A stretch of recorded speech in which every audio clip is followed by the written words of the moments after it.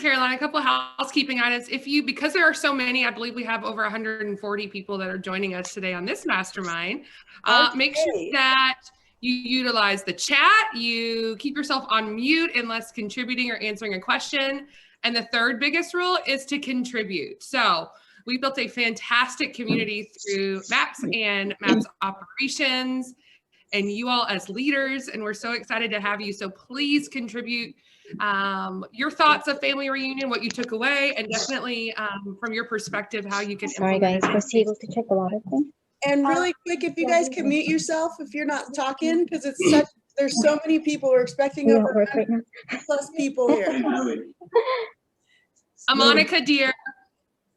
So if mute yourself, please. Thank you.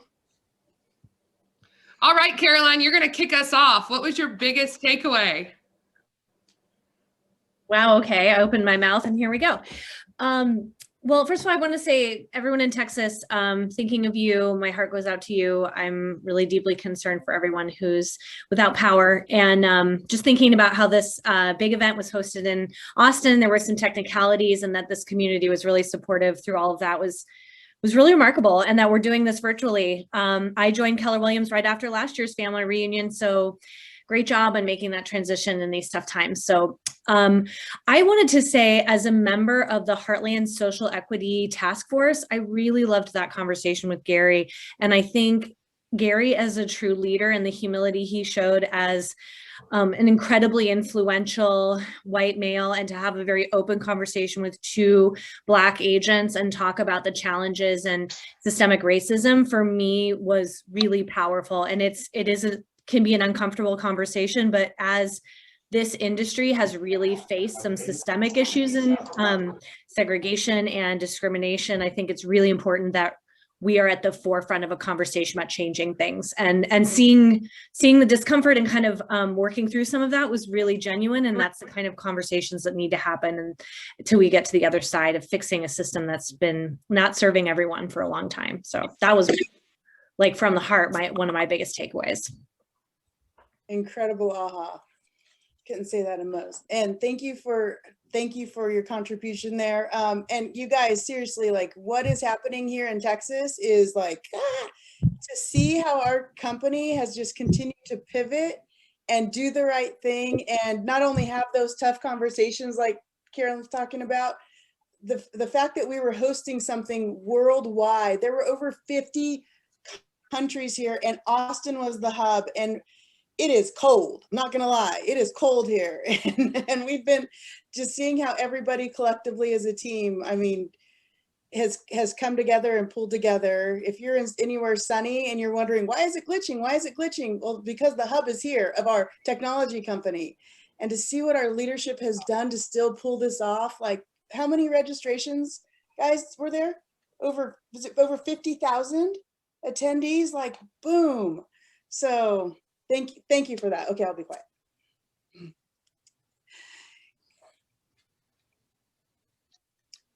So what do you guys have in your notebooks? I know you guys were jotting things down from your offices, your couches, wherever you were to watch the reunion. What are some of the things that you wrote down and shared? One thing that Jay Pathizan said was, a great admin will see necessity, and that's part of their DNA. And that when you own something, that's like, it's innate. You don't think about it, you just do it. And I just love that. That's how I operate. And that's how I like the people on my team to operate. I just love that statement. Something that I found that I really enjoyed was during the customer service breakout session, which I think someone on here, I think I saw a name, she was on there and was great. But I loved the idea, Daniel Zia, he has a business in Santa Barbara. He had mentioned it's a me plus business. So meaning, like, each team member isn't just, you know, some random person, but they're actually a part of his team. They go by names to the customers, and, you know, he basically explained, like, every single person is known by name to their clients, because it's really important for him to be able to focus on his 20%, and he can't always be there to do all the little things. So to have someone like the client be really in touch with his team members too, and they're the experts in their own lanes, I just loved that and thought that was a great aha, and we'll be utilizing that on our team.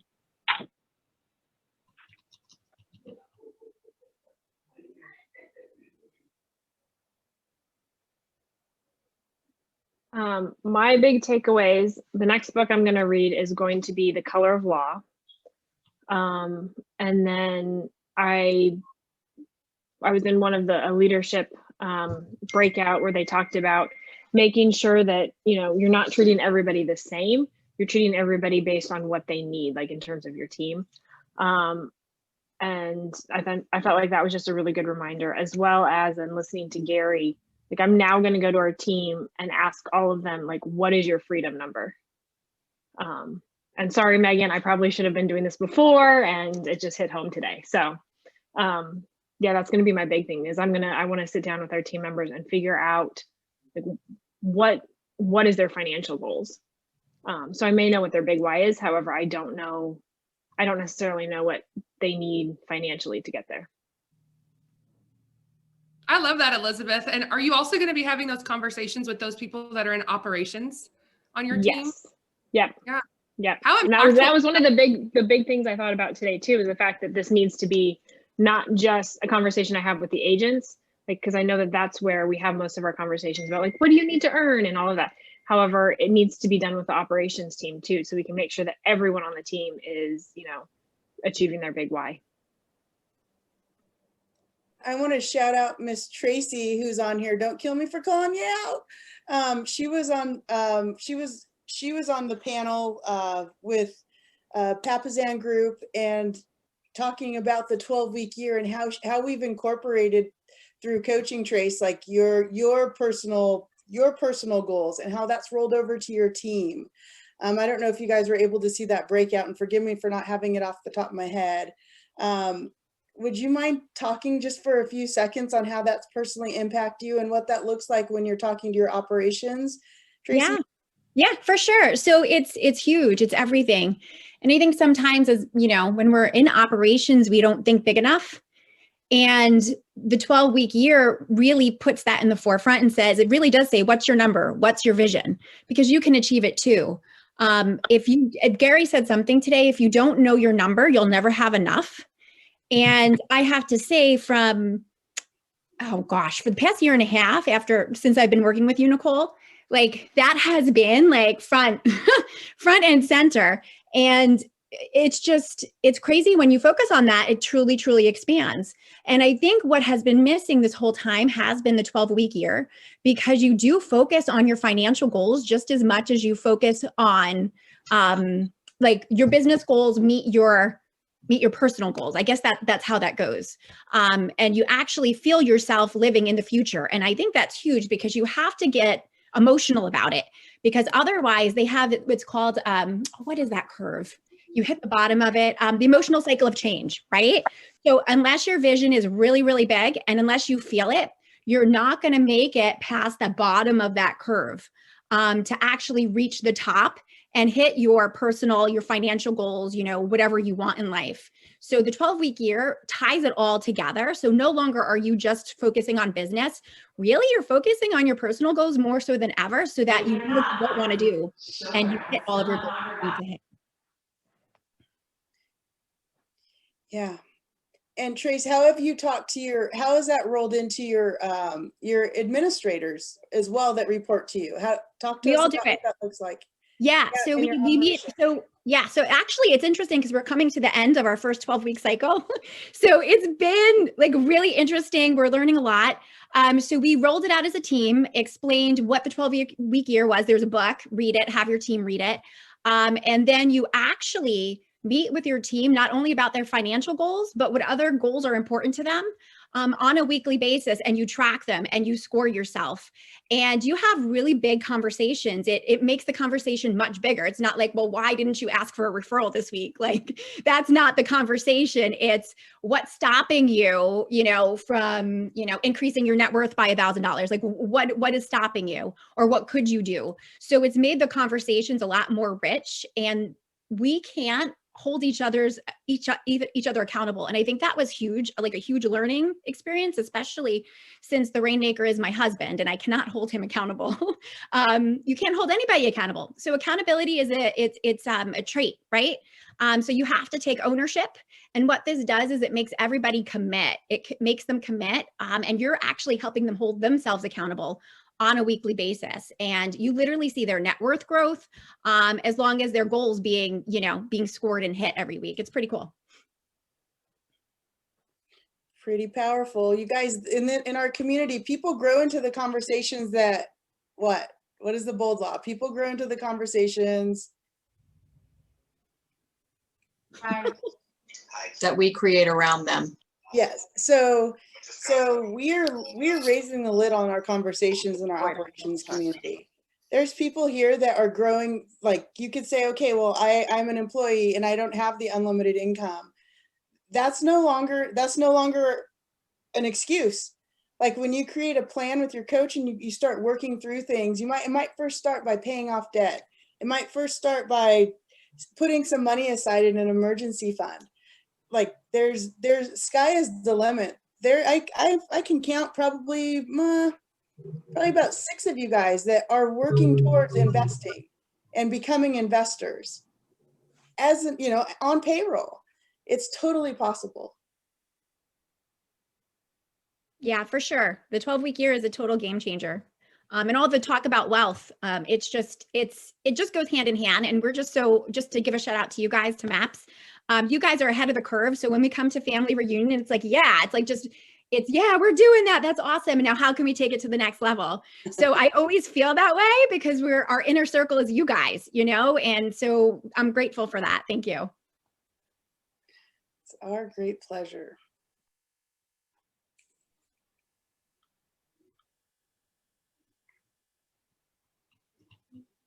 What's something else that you guys have written down in your notebooks or on your notepad, something that was just really impactful that you took away from the past few days?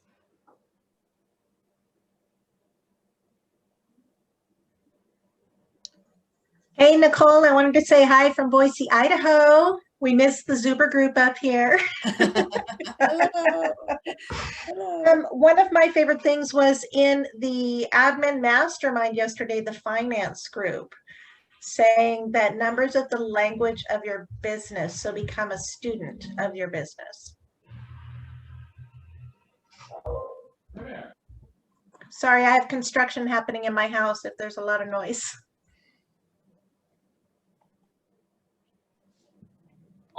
I'll chime in if that's okay. My number one takeaway was don't forget who brought you to the dance.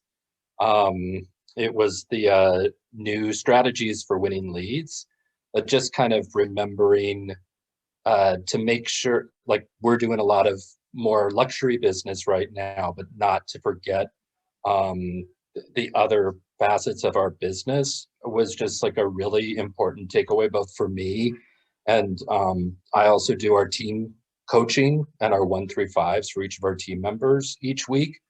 And I get a lot of that from our team, like, oh, it's a rental lead, I don't want to deal with it, or oh, they're only $195,000 buyer, I don't want to deal with that. And remembering that we're in a place where we're at kind of like the height of a market, but then just remembering that luxury will and can go away. So making sure you're keeping that overall business flow balance was a phenomenal just reminder for me.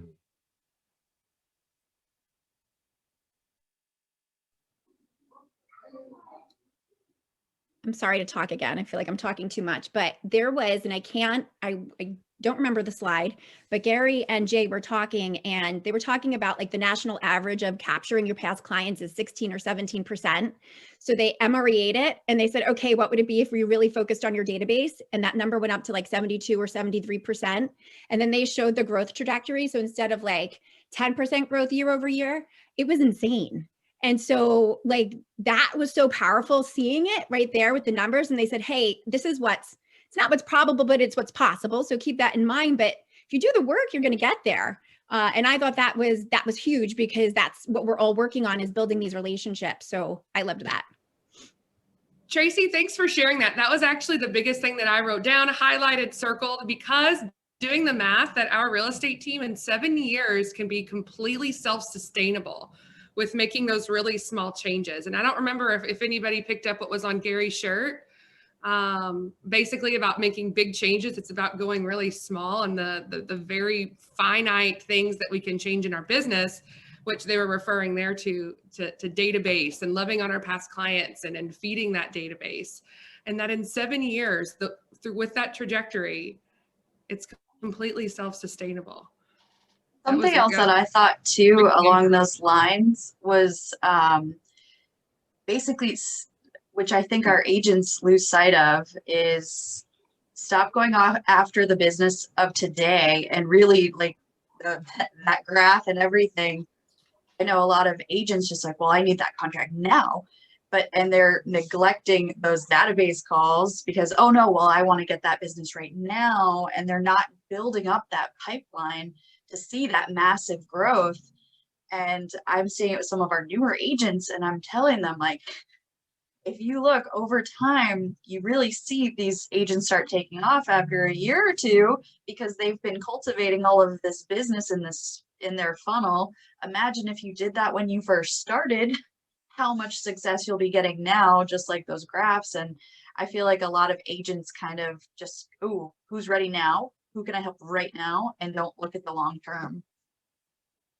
Alicia, the last session with Jason and the VP for marketing, Jason drew a little like almost like a life cycle of a buyer. And for an agent, that would be such a powerful teaching tool. I thought, like, you're not just like, this one person has like these points throughout their life cycle where they're going to be using you. You need to talk about when are you in front of them, how do you engage them. But I just felt like for an agent with an attention span of this, like that image helps teach that lesson. Ryan, do you remember what session that graph was in for anybody who missed it or wants to go back and watch the? It was Jason when he was speaking yesterday with him and Josh team. I actually have the image and I'm working on getting it into a JPEG to put in the chat box for you guys. Yeah, and really quick, guys, just a little top operations technical piece here. If you go back into the dashboard, you can go and grab the slides. You could grab the vision speech. You could grab all the slides from the breakouts. It's in, and they were supposed to give y'all points. I don't know if you noticed the leaderboard for us competitors. I was trying to get my free t-shirt. They took that down because it was causing so many glitches in the system. So, but the downloads are still there. And you could go into the family reunion dashboard. And I think there is a download tab. I'm not going to go and scroll out on this one right now, but y'all are operating on the left-hand side towards the bottom. So. The session I think is called Onward, is the one that all those graphs were in. Yep, Onward is the session. Yes. My big takeaway was kind of along the lines of, you know, the database interactions as well. It's been something that my team has been talking about several weeks. We're phasing out all of our Zillow leads. It's been a big conversation for us. And so something kind of came together and just synthesized those thoughts for me. And I don't remember what speaker it was, but they said, knowing you should feel like being a member of an exclusive club because special things happen. So that's made me think, how can I put together a touch program for our agents where it's easy for them, but everyone that they know feels part of an exclusive club. Like, I want it to be so easy for the agents, but no one else realizes how easy it was. Like, it should feel like it took so much effort and time on their part. Emily, when you said that, I had a huge aha during that moment, and I, because of family reunion, developed a touch plan for my agents. So some of you are probably like, yeah, duh, like I've already done that, but really one of my pillars is trying to improve our client experience, which is for us, it's our agents. And I was like, why wouldn't I develop a touch plan for them? So I am almost done with it, but it'll be 12 touches for all 20 of our agents throughout the year, just to improve their team experience too. So. Ingrid, I think that's brilliant. So not to go through all of them, just can you give us, remember, we're ops, we like practical application. Give us a couple of ideas on what's on there and how frequently that's going to happen. Yeah, so I wanted it to be doable with one person. So a couple of the touches are just text messages, letting them know I'm thinking of them, which, you know, sometimes the ones not producing, not in front of you all the time, slip through the cracks. So it was kind of for them. And then a small gift at their 1 year, delivering a coffee to them at their birthday. And then I also, and I had done this before, but produced like a fun form. So when I had all the agents, I sent it out to them and they'll fill it out, but it has even stuff about like your kids' names and who your dog is. And so some of that was taken from, I forget who said it, but they said the smaller the event, the higher the referral. So trying to celebrate like those really small things for them. And so I think our budget will be like $100 per agent per year. So not big at all, but to help them feel seen. And I'll put a few more ideas in the chat. I got to go find my document. Thank you. It correlates really well with what I took away from Stephen Cooley's leadership speech. And that is that investing in our agents has a greater impact on us than any one individual client. Whereas one client can generate the business about $10,000, an agent annually will bring about $100,000 to the team. So making sure that we're investing in our people and making sure that our agents are our focus and what we can do as a team to make sure that they're supported.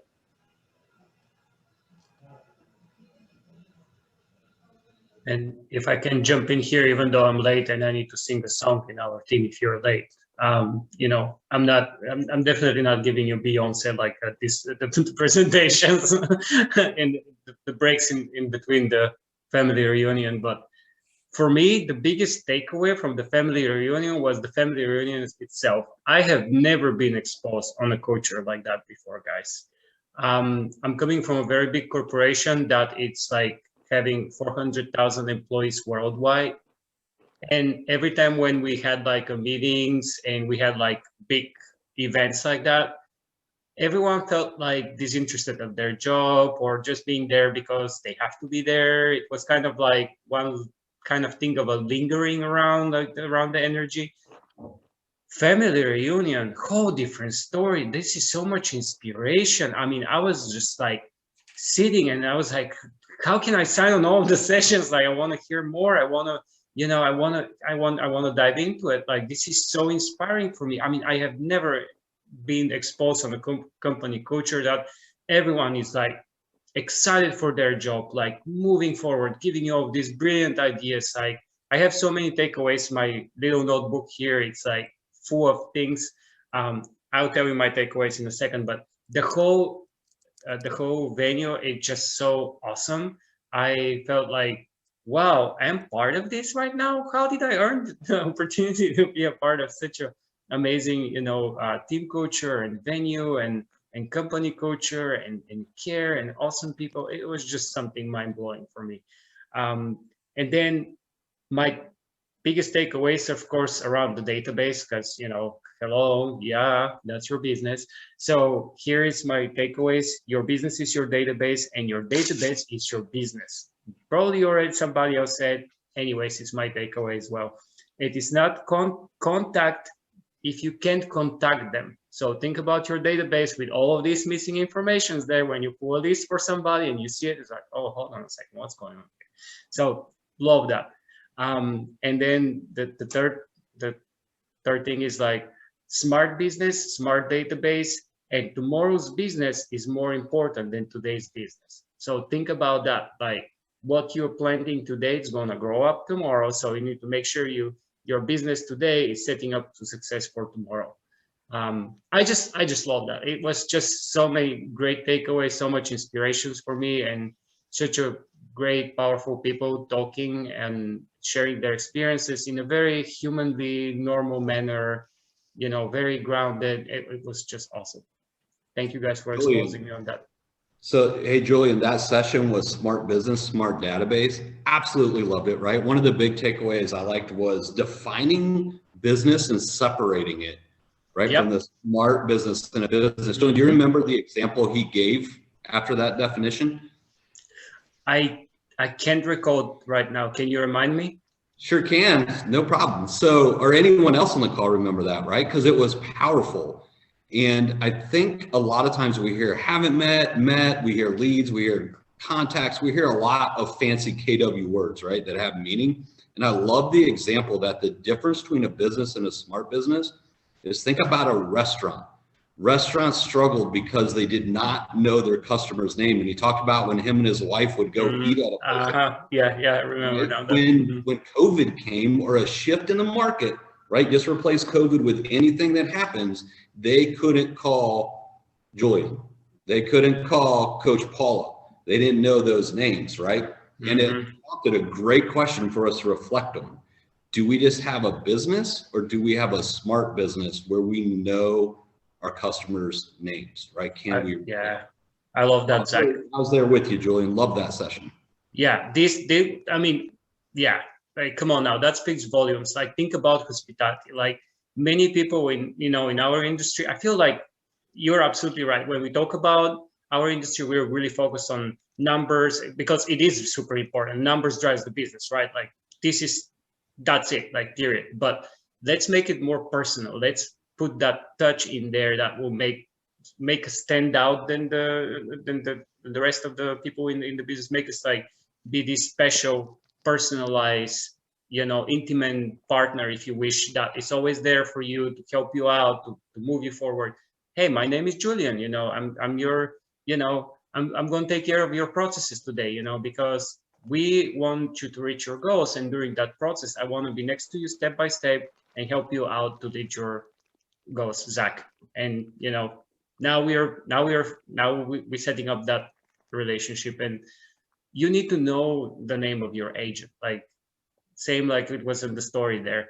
Like, when you call your lawyer, the name of your lawyer. When when you go to your doctor, you know the name of your doctor. Because in the end of the day, we don't sell houses, we sell our services.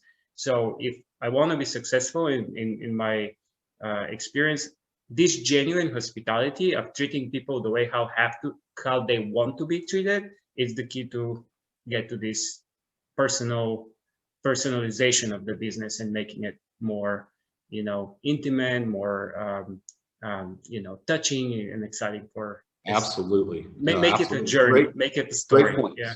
Great points. Right. Who else took away something from that session while we're there?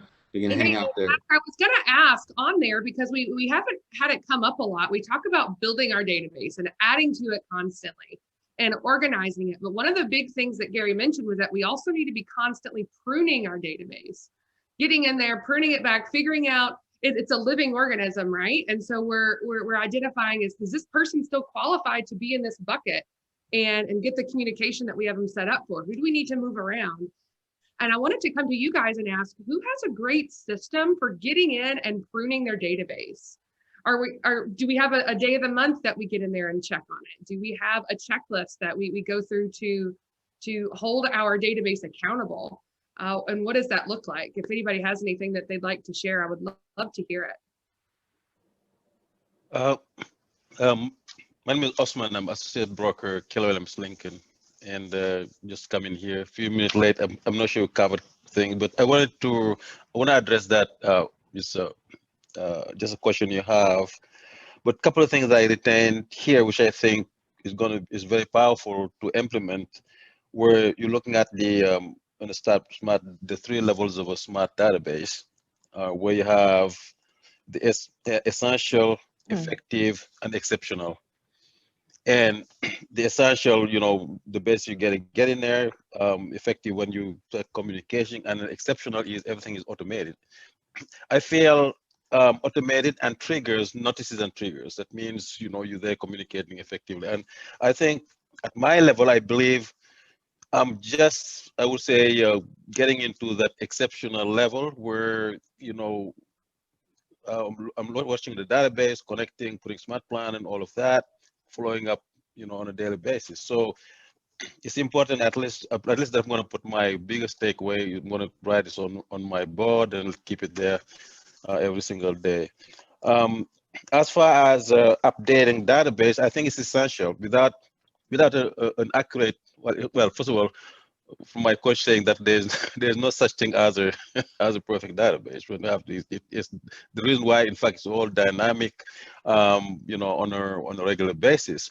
What's important is, every single day to have something there that makes it as complete as possible. And something I'm looking at usually is to look at the health of my database, because you can see it's on command that, how many are in phone numbers, emails, how do you compare with the market center, with the state, and all of that. And I do this check on a regular basis, so to see how well I'm doing, vis-a-vis of the whole process. So definitely it's important to look at update and what's happening, because every single day we have something going in a database, most likely something changing in a database.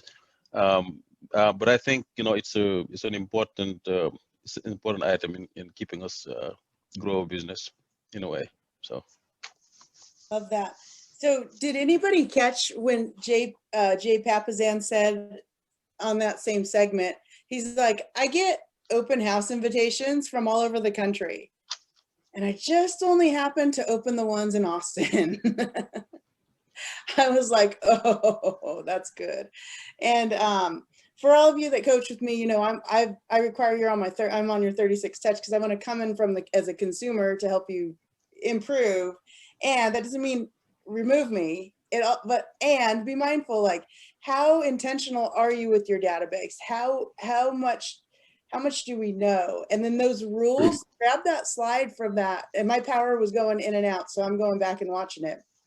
But when I did see the part where the breakdown, I think it was like the five rules, or whatever it's called. One of you my ops coaches. Osman, I believe, was bringing up, it was the levels. It was the levels and where you go from essential to exceptional. Yeah. Go back and just rewatch that, and then go apply it. And if you don't know where to begin with your Rainmaker, start a GPS. Like, start a GPS from your own brain in a little brain dump, and then present it to your Rainmaker on your idea. I don't know. I would be smitten if one of my DOO came to me with that. I think the biggest one that stood out on one of those slides was, I believe it was in level 2, but the last part was personal and consistent communication. So that doesn't necessarily mean the random newsletters or communication that isn't going to generate a conversation between you guys. And so personal is what really stood out to me, in that they're not just going to go into MailChimp on a mailer list. It's that we're connecting with them in some way. And so if that means that we're asking questions over the phone, if that means we're sending out Egrid's fantastic questionnaire, whatever that looks like, but to be able to get to know the people in our database more as just a name and a number. I asked the question on our Facebook page not too long ago, is if we were to sell our business, are we selling a really expensive phone book? Or are we selling something that's worth something monetarily? Indeed. Something I wanted to add, something I wanted to add also, because as we apply and grow the database, learn and tumble and all of that, a couple of things that I've noticed is that depending on the level of really consistency in a database, what I have noticed is some of the things, like, where if I use Twilio to text or sending up messages, there's certain messages that I feel depending on really on your client and the relationship you already have, there are certain messages that do not go the same way to everybody. And what I noticed is like there are certain text messages or messages in email. If I send it to one of my clients and customers that I really, those one that I work almost on a daily basis, it won't have any message. They will be surprised. So those are you're gonna have also the way you automate and so on, being able to pick up the phone, go at their door, do something else that is beyond just the routine connection that we're doing. And this could be still part of the 36 touch, but again, to go the extra mile. What I found out is, you know, like, I'll just give an example. I've been delivering just almost one single digit temperatures, sometimes minus something here in door to door the past 3 weeks, giving some small packages of appreciation, saying that awesome to have client like you. And here's what happened. Some I haven't seen for 3 years, 4 years, but what happened is sometimes I see some kids say, well, hi, and so on, and I think I recognize you. Another one, one place I arrived and the kid was dancing because he said, well, this is someone who sold us that house, something like that. So these are really valuable where they go a long way. Even if you have to stay in a longer, you're gonna find out that that personal touch go beyond just regular routine touches. Thanks so I think if you up. can go the extra mile, that would be very valuable. And I still have some to deliver, hopefully by the end of this month. No, I think that's a great point you brought up, right? Because that was the second part of the smart business, smart database. So the first part was having meaningful relationship, right? A smart database is having meaningful communication, right? And that's the difference where we run into it. We'll see these huge, example of this would be a huge SOI tagged group. And the question is, are we actually influencing that group with meaningful conversations, right? Our team has done this past month, actually, we're doing a We Love Our Database contest to kind of gamify it with our agents to get them to get their health score up in Command. And then we're also continuing to tell them, like, hey, the more that this is up to date, the more that our operations can take more off of your plate. We can be the ones that are sending the birthday cards and we're doing these other things, but without that info, we can't do that. So we're like, I think they're slowly starting to see how they're able to leverage this if they're able to put in the time now to put that information into Command and to keep that updated. So, but gamifying it has seemed to be working really well because they're all motivated by money. And so the prize for the top 2 people is like $300, I think, cash. So they're excited about it. So it gets them motivated. And then it helps us on the back end to be able to help customize things for the clients throughout that whole experience, like Jason was talking about. So Katie, when do you guys start that? The contest? We started it in at the beginning of February. So it was called We Love Our Database Health Contest for the month of February. I love that. Who's your MAPS coach? Craig Zuber. That would be my husband. Yep, so yep, exactly. Yep. I would love to dig deeper on that and interview on that. So. Yeah, definitely. Craig's been awesome. We just started working with him at in September, October of last year. So yeah, he kind of knows his stuff. Yeah. Don't tell him I might have taught him everything he knows. I figured. So Katie, I do have a question for you on that initiative. So how did you best communicate to your agents how you are going to contact their sphere on their behalf? Mm-hmm. So we explained to them that the more info that's in there, we then can take over on the automation of sending a handwritten birthday card, a handwritten anniversary card, a home anniversary, other like life events that happen for these people, like weddings or getting a new dog. We're really big on stuff like that right now. It's not as organized as it could be. So when we do have somebody that gets a new puppy, it would be great if they could put that dog's name in Command. We'll send out a card to like a local pet place, really local here in Wisconsin, on their behalf. and then let them know about it so that they know that that's happening. So it makes them look good. It's another reason for them to be able to reach out. It's an easy reason to reach out. Hey, wanted to make sure that you got the card about your new dog Fluffy or whatever, just to make it so that it's not like, hey, just calling to say hi. Like, it actually gives them an actionable reason to do that. So, and it's stuff they don't like to do. So like, the more that I continue to tell them like, hey, we can take over on all these things you guys don't like to do, but our Rainmaker wants you to do, we can do them for you. But we need you to put in that time right in the beginning. And then, you know, we'll continue to make that process easier on them. So they're getting on board, which is good. I love that, Katie. And one of the biggest things that we see with agents and not contacting their sphere is because there's a value deficit there, right? They don't have a reason to call. Yep. And I love that giving them reasons to call and reasons to reach out to their sphere. Yeah. And this has also been, that contest has also given them a reason to reach out, to even say like, hey, you know, we're updating some things on our end and we really want to make sure that we have all the right information for you so that things are customized for you. You know, do you have a couple minutes so I can just update a few things if they can't find it on Facebook or different things like that. So we gave them some scripts that they could use either in a text message or if they were actually going to make some phone calls. So do you have a playbook for this, Katie? No, but that's a really good idea. I have a graphic here that shows like what the contest looks like, but we didn't put a playbook together yet. Yeah. How many of us, if Katie put a playbook together, how many of you guys use a chat box? Would you want to hear another interview from her on how to make this work? Use a chat box. It's interactive. Yeah, I would definitely do that though. That would be great. Love this. Cool. And I love your coach. We do too. Yeah, that would be fantastic. Thank you for that.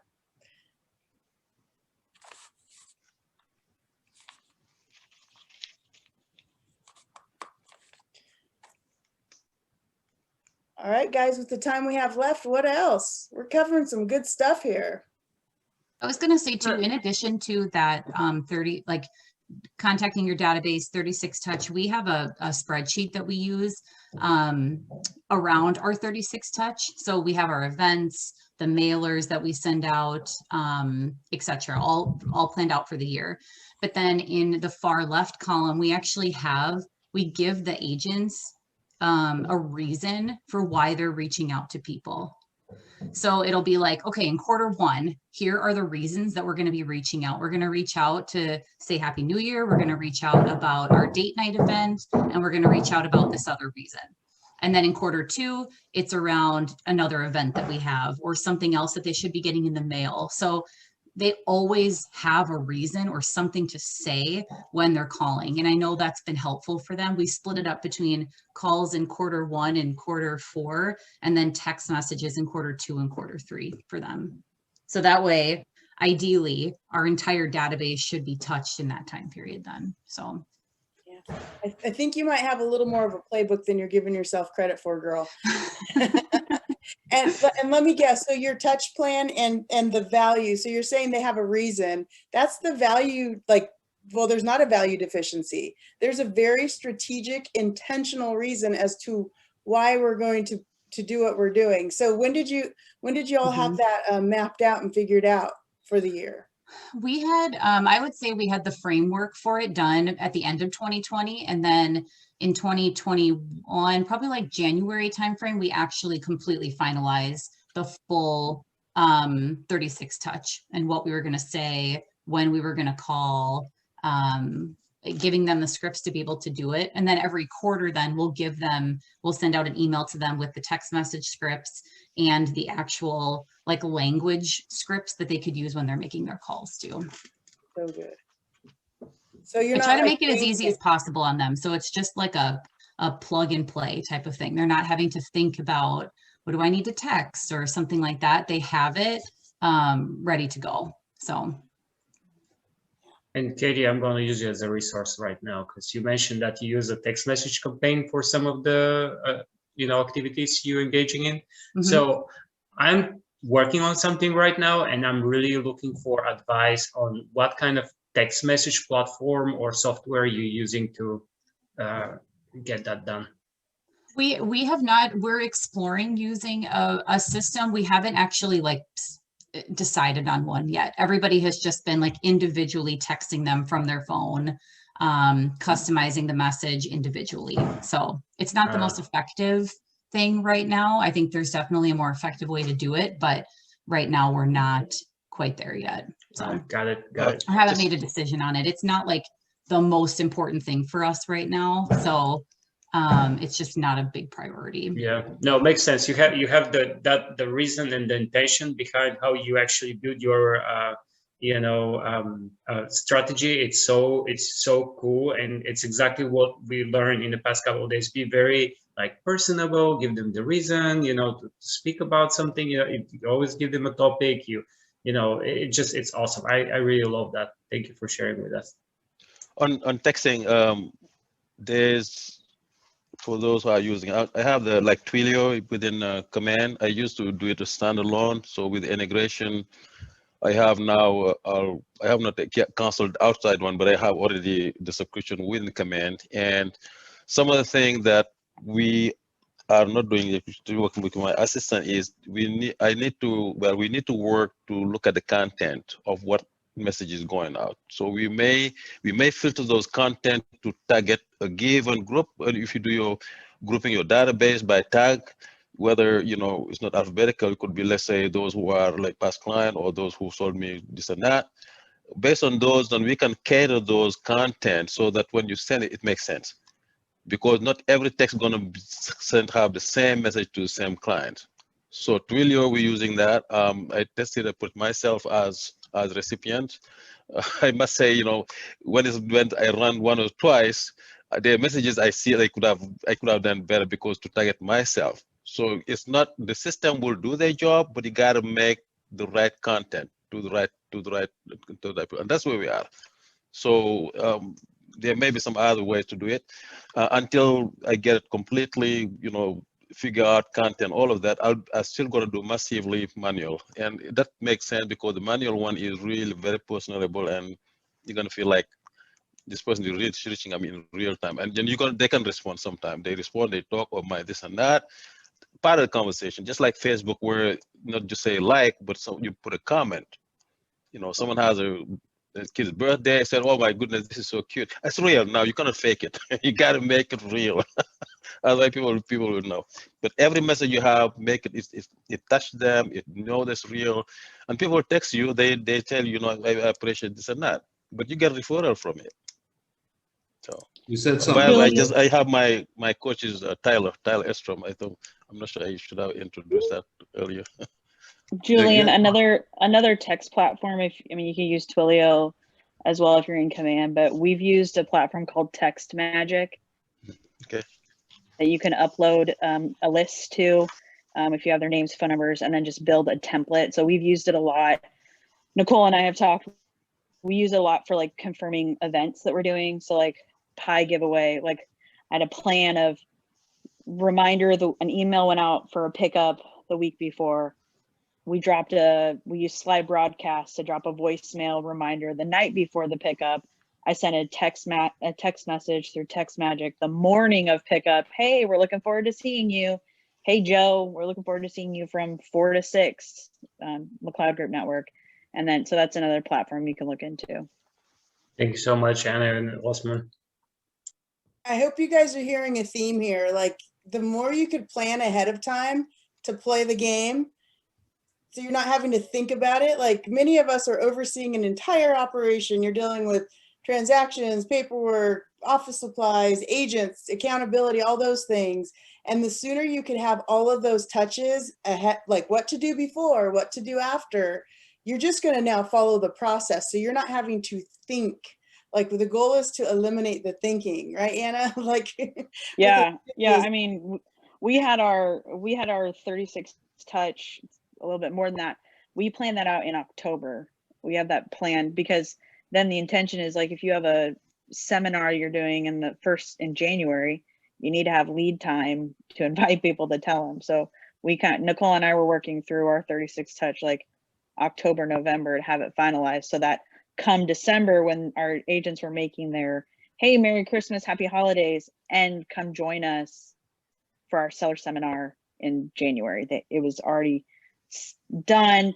We had graphics out. They could share it to their social media. I had registration links already done and out so that they could send them to their folks. Something cool that Jenny, I think it's Jenny Wolek. She's awesome. You know, just Jenny. She's fabulous. She has a group. I suggest joining it if you haven't. So it's awesome to have a playbook, but then it's like super awesome. I actually got this from her to actually have like a rundown of how the event went. And you put in there all of your graphics, what you did, what your numbers were, you know, if it was a call in, how many people called in, how many referrals you got, how many nurtures you got. And she does these webinars, seminars, I don't know, pretty often. So if you join her group, it's in there. And I was like, oh my God, that's so smart. Like, yes, I have the playbook, but I'm doing a lot of this for the first time. And it's really cool because then you can track it year over year. How do I improve it? So like we just gave seniors flowers away to a whole nursing home for senior citizens. And I'm like, okay, this has to go in there because I know now what I have to change for next year. But then if we have the graphics, we don't have to do them over again. So it's super, I loved it. I thought it was a great idea. So just a little tidbit. Who did you say again to contact? Jenny, I think it's Nicole. Do you know Wolek? Is it WOLEK? Yeah. You get it maybe in a chat box maybe. So yeah, I'll type it in. I think this is it. Is she on Tony? Is she related to Tony Baroni? Like, are they on the same team? No, they're good friends. And okay. Jenny's going to be coming and joining us here sooner than later. Don't worry, guys. Okay, okay, good. Somebody else typed it. It's the right thing. She's so awesome. I love her. Not today. Sooner than later. And Anna Packer, I plan to connect with you about the texting to see how we can compare notes on your no problem. Text magic, and honestly, Osman, that's like we use that platform for quick updates, reminders, events. Okay. And then our agents they do direct messages, one-off messages independently and individually. All right. Appreciate it.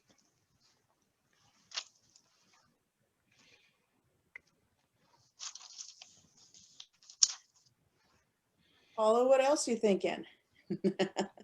Are we covering additional topic? There's a session that I thought felt like it was a huge value to me is this, what do you call the home builders platform. I always had in mind that this was like a completely closed circuit where, you know, you got to be certain, you know, certain training and so on just to get into it. But I have the impression that, you know, the opportunities there as well in terms of getting new construction and diversifying portfolio in terms of listings and networking with the builders and developers and stuff like that. So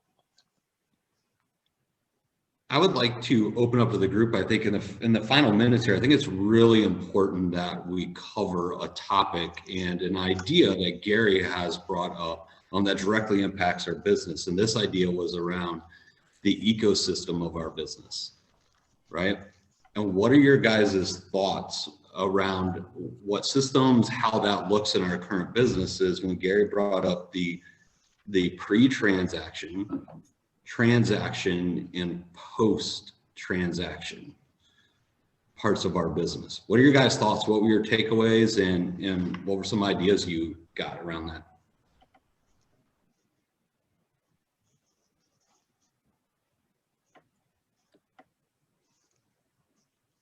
One thing I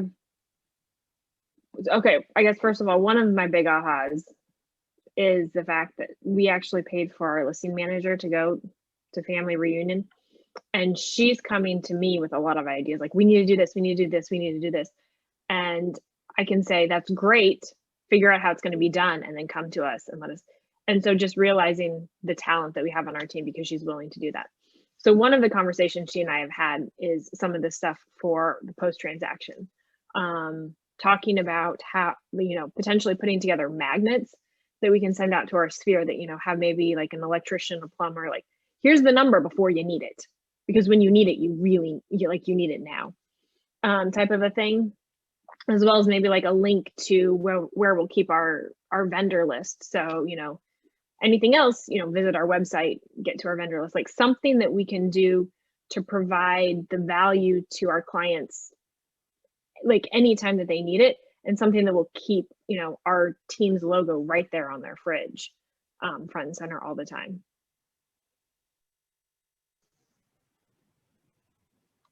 My immediate thought was we need to do so much more. That after listening to that segment was like, wow, I wish I was doing half of the stuff that he's mentioning right now. And how some people were like, oh yeah, we drop off milk and cookies after inspections, and just so many little tiny personal things that don't cost a lot. I know one guy said he didn't have time for pies and just brought bread, and everybody was so excited just to have bread dropped off at their house. And so I just feel like we can be doing so many more little small creative things that are going to make such a big impact to keep us top of mind from our past clients. And I immediately thought, like, we don't have a set list of who's still living in the area, because we are a high selling team and we do have a lot of people who move out of town, but who's in town that we could just pop by right now if we had to say, all right, who's the last couple people that we just sold houses to? Just have that ready to go, and little gifts that our agents could just pop by, drop them off, and really start building more personal connections. So I thought a lot of those great ideas would not be that expensive to add into our business.